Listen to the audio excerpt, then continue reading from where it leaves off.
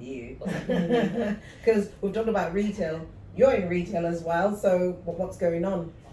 Yes, so I am in retail, and we're just finishing our 12-year term in a major supermarket of hair products. I mean, that was a mean feat. As you quite rightly say, the way that people want things to be and the expectation from the consumer is different, and celebrity hair had its day.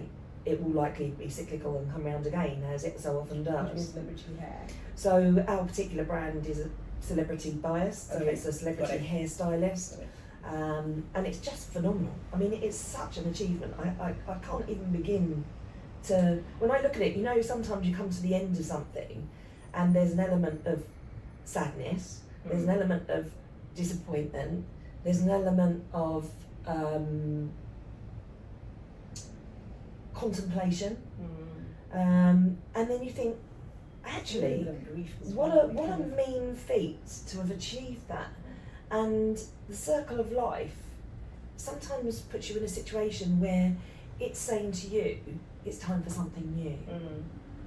And rather than get drawn into that despondent sort of feeling that one can easily get drawn into when something comes to an end, whatever that is, a business relationship, a personal relationship, a project, whatever, I find that that's quite exciting for me, because there's a whole new opportunity now just about to come out. And I love your outlook, Karen. I love your outlook on stuff, because you find that exciting.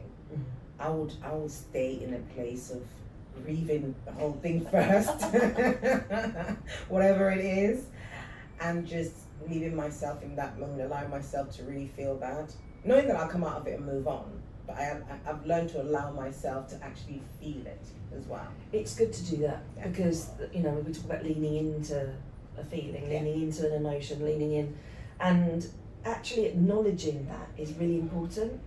In terms of mental health, I certainly believe, and I'm sure there were many would agree, is that it's that sweeping under and going into deep in a river in Egypt, as I call it, the denial position, that you really, actually, at some point you're going to have to deal with it. So it's actually easier to deal with when it's not a huge mound under the deal with it carpet. However, just before we came in here, we were talking about dealing with situations and grief, and I don't know if I've mentioned this one before, but have I talked about my sister-in-law and how she got me to accept? My father was dying in 2002 of cancer. It was his 12th year of coming out the other side, so he was diagnosed 12 years prior. In the 11th year, it was quite obvious that it had come back with a vengeance. We'd gone to the Caribbean on holiday. My father had taken us. When we came back, my mum, who doesn't drive, was stood waiting. And usually that would be my dad. My dad would be the first person that I would see. And it was my mum. Not that I'm disappointed to see my mother, but it was still a little bit juxtaposed in terms of an emotion. And I said, "Where's Dad?" And she pointed over, and he was sat on a seat. He'd driven, and he was fine, but he was sat on a seat, and from the 2 weeks that we'd been away, he looked like a different person already. Now, as you well know, my nature is to hit something head on, deal with it, bring it all out in the open, deal with it at the fore, and yet my family, and especially my mum and my dad, were definitely in denial. And I found that really difficult to deal with. And my sister-in-law, who is the most remarkable woman, she really is. She started off as a nurse. She went into nursing training for the hospice. She then became the fund manager for the Lions Hospice in Gravesend. She then became the funding manager. She then became the chief exec, and she's now chief exec of the Lymphedema Support Network. So she has a really strong, both cancer and ageing human background. And I exhibited this emotional outburst to her of the frustration of why can't they see it, why don't they know, da da da da. And she said to me, darling, do you realise that your way isn't the only way? She said, sorry. That's all right, no. And she said that denial is a coping mechanism. And for some people, they have to go through that denial to get themselves into a position to actually be able to deal with it. And so you have to learn to accept that your way isn't the only way. Well, it was like a bolt out of a blue shalom. To me, personally, what a learning. I mean, what a learning. I was like 36, 37 at the time. And it was just such an eye-opener for me. And the actual fallout, if you like, not fallout, but positive fallout from that was that I actually learned to accept. All of a sudden, I started, my brain shifted into accepting that I won't always get on with everybody. Not everybody will like me. Not everybody will like what I do. I might not like what other people do. Other people's responses might completely be mind-blowing to me, but mine might be mind-blowing to them. And who's to say what's right and wrong? And so it's the most phenomenal epiphany of acceptance at a time. So when my father actually did die, I'd almost gone through the grief a year before. Obviously, it still didn't help me falling apart on the day, but it was really interesting to actually stop and think and accept that we all deal with things differently, in different times, at different paces, in different places. It resonates really, because my dad passed as well, cancer as well. He lived in Nigeria, and yeah, he lived with it for 11 years.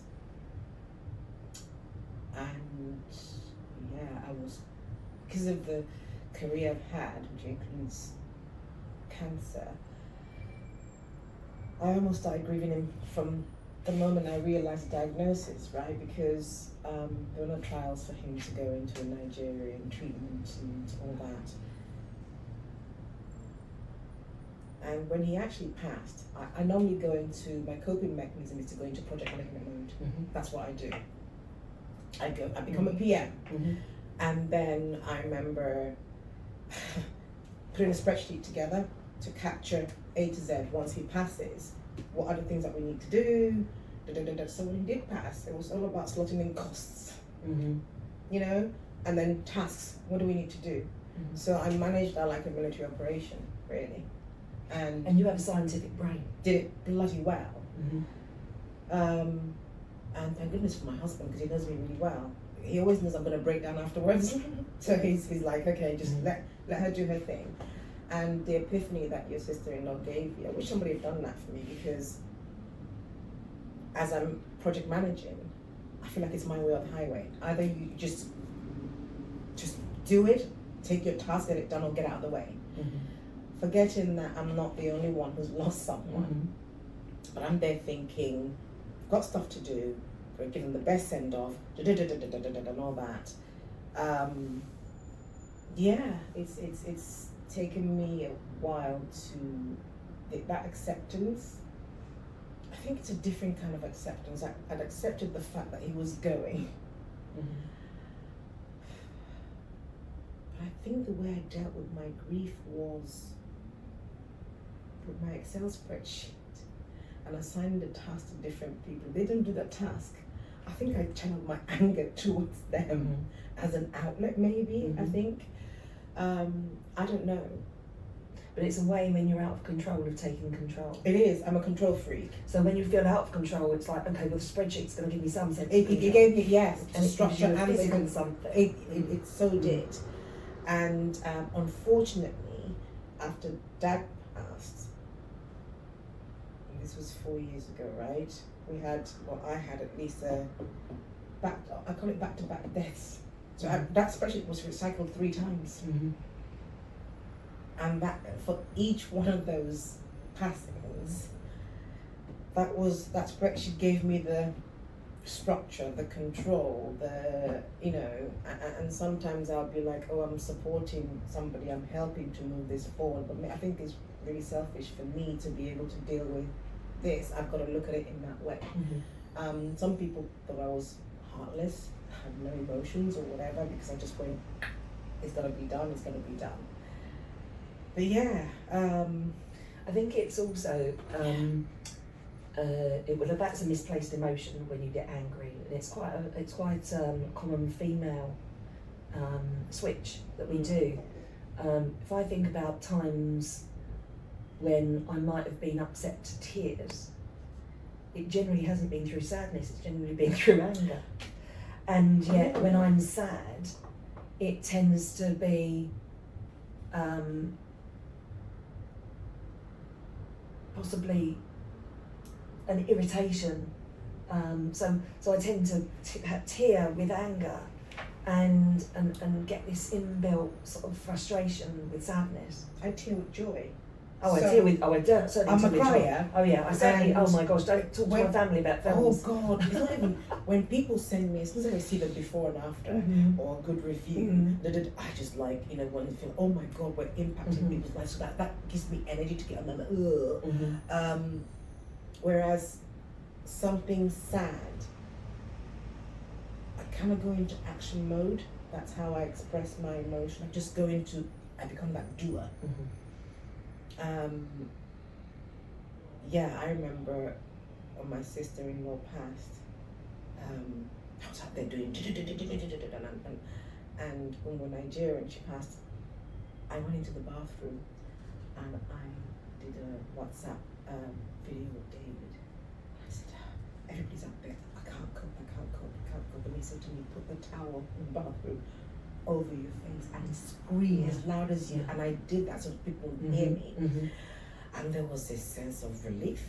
And I said, okay, thanks, love you, bye. Put the phone down, and I went out again, like, right, stoic, let's go. You know, so it's weird. I'm really glad you brought that situation up with David, because I was just, as you were talking, I was thinking about how I speak, particularly to my daughters, when I talk to them about emotion, and I say to them, imagine you're spinning around on the spot. When you're spinning around on the spot with overwhelm over emotion of something, there are two ways you can go, up or down. And you have to give yourself the freedom to be out of control to spin, but the decision making to make sure it's upwards. And I actually sometimes do that physically now. If I'm in a park, if there's no one around, otherwise I think I might get, sectioned or something. If I'm not in my gym kit and I'm doing it, it looks a bit odd. But just to experience that free flow of actually feeling up. Because you remember, like we did as kids, we go spinning round and around until you fell over, didn't you? Or it might be, you had to spin round and round and round and then try and chase somebody, and then you're all over the place. And I think sometimes to put yourself out of control, but have the strength to bring yourself back, is quite helpful. I think it's which is what you just said. Yeah, in itself, it's a release, And I think as I get older, I'm also learning to let go a bit more, and just nothing better than self-awareness, knowing yourself really well. And that's one thing I know myself. I have no problem in apologizing to sick. I know I do that, and I'm really sorry. It's really crappy, and I know I do it, and I know how it can impact people, etc. I am one of those people. I love hard. I'm very quick to put people on a pedestal, and I have this ability of making people feel like you're the only person in the room. My 100% attention is on you. It's something that I've just not practiced. It just is. But on the flip side, I also know that pedestal I put you on, I guess I expect to be there for you as well, because when you fall hard as well. And my reaction is just silence. I distance myself completely, almost like a self-protection. I just build up the wall and like, you know, stay there, and that's okay, because once I put you here, you're here. So it's that release now that I find it easier now to let people go. Not necessarily putting a wall up and just say, well, like you said, you might not like me.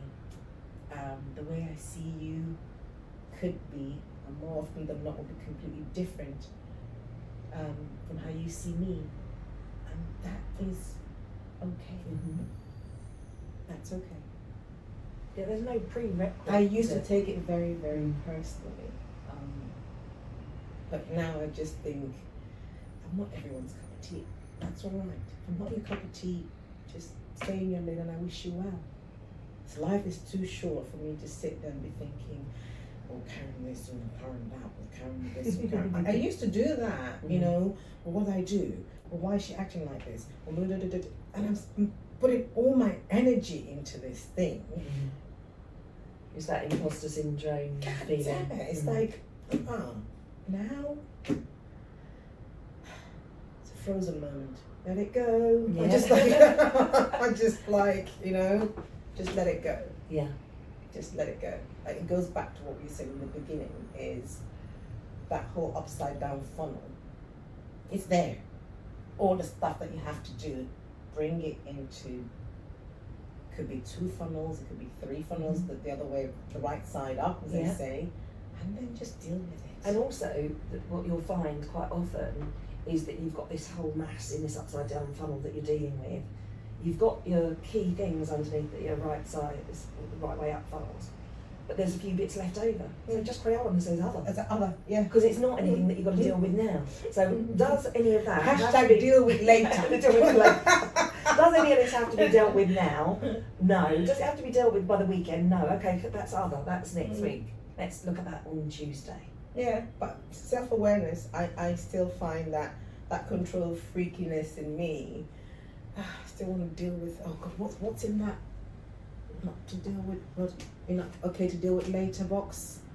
Can I do it? Anything? You know, and I'm thinking, no, Shalom, come back and focus on these. Yeah, but let's see what's in there that we can.